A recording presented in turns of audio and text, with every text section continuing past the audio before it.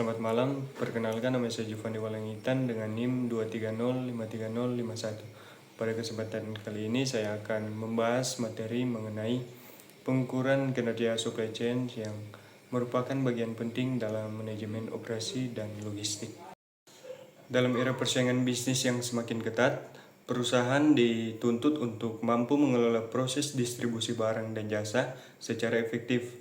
Keberhasilan sebuah perusahaan tidak hanya untuk ditentukan oleh kualitas produk, tetapi juga oleh kemampuan mengatur rantai pasok atau supply chain dengan baik. Karena itu, proses pengukuran kinerja supply chain menjadi sangat penting untuk mengetahui seberapa baik sistem rantai pasok perusahaan berjalan. Supply chain adalah rangkaian kegiatan yang menghubungkan pemasok bahan baku, proses produksi, distribusi hingga barang sampai ke tangan pelanggan. Pengukuran kinerja supply chain adalah proses untuk menilai efektivitas dan efisiensi dari seluruh kegiatan tersebut agar tujuan perusahaan dapat tercapai secara optimal. Nah, tujuan utama dari pengukuran kinerja rantai pasok antara lain yang pertama itu untuk meningkatkan efisiensi proses operasional. Kemudian yang kedua untuk mengurangi biaya yang tidak perlu dan meningkatkan profit. Kemudian untuk meningkatkan kepuasan pelanggan melalui ketepatan waktu dan kualitas layanan.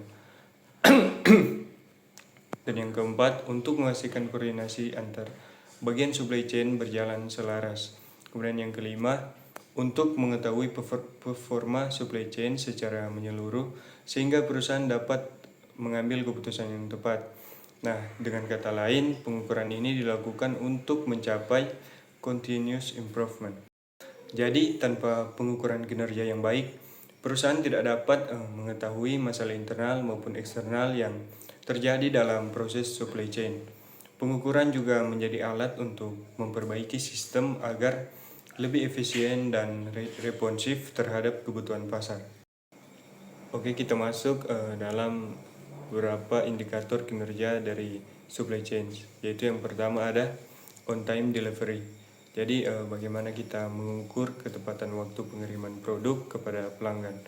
Kemudian yang kedua ada inventory level. Bagaimana kita menilai apakah jumlah persediaan barang sesuai kebutuhan. Persediaan yang terlalu banyak menimbulkan biaya penyimpanan tinggi, sedangkan persediaan terlalu sedikit menyebabkan keterlambatan pelayanan. Nah, kemudian yang ketiga ada order fulfillment rate, mengukur kemampuan perusahaan dalam memenuhi pesanan secara tepat, jumlah, dan tepat waktu. Kemudian yang keempat, total supply chain cost, menilai total biaya yang dikeluarkan mulai dari produksi, penyimpanan, distribusi, hingga transportasi. Kemudian yang kelima ada lead time, yaitu waktu yang dibutuhkan sejak pemesanan dilakukan hingga barang diterima pelanggan. Kemudian yang terakhir, customer satisfaction, bagaimana kita menilai tingkat kepuasan pelanggan berdasarkan komplain, retur barang, atau survei pelanggan.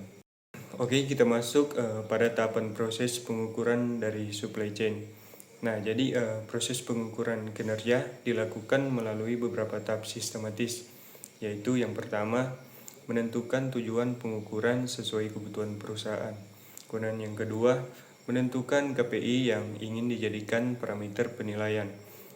Kemudian yang ketiga, mengumpulkan data terkait operasional supply chain. Yang keempat, menganalisis hasil dari data dan membandingkan dengan target yang telah ditetapkan. Kemudian yang kelima, menyusun rekomendasi perbaikan berdasarkan hasil analisis. Dan yang terakhir, melakukan evaluasi rutin dan berkelanjutan.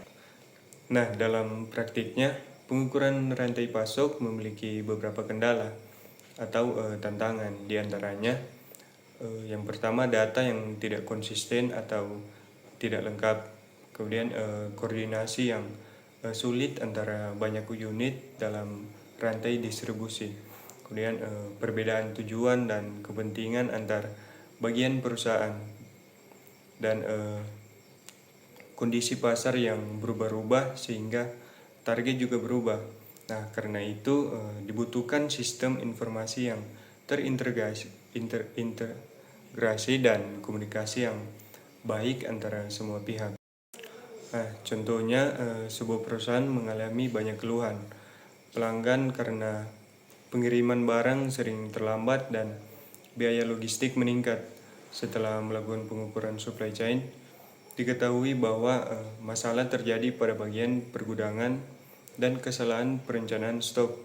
Nah, jadi solusi dalam masalah ini, yang pertama, perusahaan harus mengoptimalkan jumlah persediaan, kemudian memperbaiki jadwal distribusi dan menggunakan. Nah, dapat disimpulkan bahwa pengukuran kinerja supply chain sangat penting untuk menilai efektivitas dan efisiensi proses rantai pasok.